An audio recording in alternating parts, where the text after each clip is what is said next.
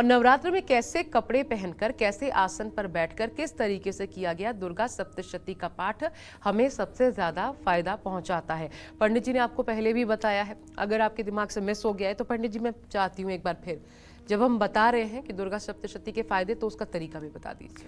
देखिए, जिस स्थान पर बैठकर आप दुर्गा सप्तशती का पाठ करने वाले हैं वो एकदम साफ सुथरा होना चाहिए। आपका आसन धुला हुआ होना चाहिए और साफ होना चाहिए। सूती कपड़े पहनकर दुर्गा सप्तशती का पाठ करना लाभदायक है, लेकिन अगर भगवान ने सामर्थ्य दिया है तो आप रेशमी कपड़े पहन करके भी दुर्गा सप्तशती का पाठ करें तो ये सर्वोत्तम होगा। दुर्गा सप्तशती का पाठ करने से पहले अपने सभी जरूरी गृहस्थी के काम आप पूरा कर लें, ताकि आपको पाठ करते समय बीच में उठना न पड़े। और पाठ करते समय न तो मोबाइल उठाइए, न आलस्य करिए, न जम्हाई लीजिए। अगर जम्हाई आ जाए तो 3 बार आचमन का जल अपने हाथ पर लेकर के उसको पी करके फिर से मतलब कि जो है पाठ शुरू करिए, लेकिन पीछे से नहीं, जहाँ तक पहुँचे हैं उसके आगे। और किसी प्रकार की चिंता भी मन में मत लीजिए। दुर्गा सप्तशती का किताब ऐसे हाथ में लेकर के कभी नहीं पढ़ना चाहिए। अध्यायों के अंत में जहाँ लिखा होता है कि इति श्री स्कंद पुराणे श्री सावर्णिके मनवंतरे देवी महात्म नाम प्रथमो अध्याय, ये ऐसे नहीं पढ़ना चाहिए। इति शब्द बोलना ही नहीं चाहिए। क्या कैसे कहना चाहिए? अथ श्री मार्कंडे पुराणे सावर्णिके मनवंतरे प्रथम ओम तत्सत, द्वितीय ओम तत्सत, तृतीय ओम तत्सत। जो अध्याय हो उसके बाद तत्सत बोले। चतुर्थ ओम तत्सत, पंचम इति और अध्याय और बध, इन 3 शब्दों का प्रयोग भूल करके भी अध्याय के अंत में नहीं करना चाहिए।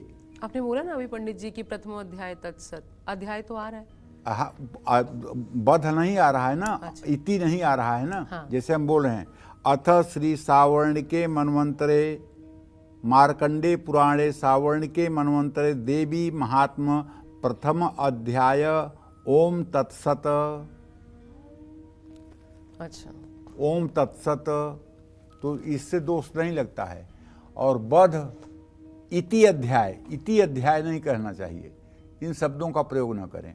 और दुर्गा सप्तशती के पाठ से पहले और बाद में जब आप न्यास करेंगे तो नवार्ण मंत्र का जप जरूर करेंगे।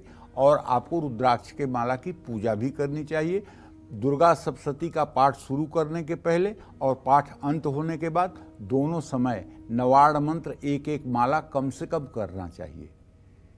इस मंत्र में ओमकार माने ओम के साथ माँ महासरस्वती, महालक्ष्मी और महाकाली के बीज मंत्र हैं। जैसे एंग बीज मंत्र जो है वो सरस्वती का है, ह्रीम बीज मंत्र ये माया बीज है, ये बीज मंत्र लक्ष्मी का है, क्लीम बीज जो है ये महाकाली का है।